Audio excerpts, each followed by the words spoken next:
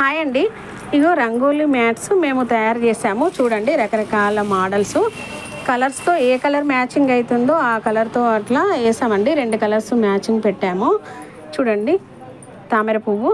ఇవి మనము దేవుడి దగ్గర మాణిక్యాల కింద పెట్టుకోవచ్చు. దీపారాధన చేసుకునేటప్పుడు దీపావళి రోజు దీపాంతలు కూడా పెట్టుకోవచ్చండి. ఇక్కడ సెంటర్లో పెట్టుకొని ఇక్కడ పూల డెకరేషన్లు కూడా పెట్టుకోవచ్చండి.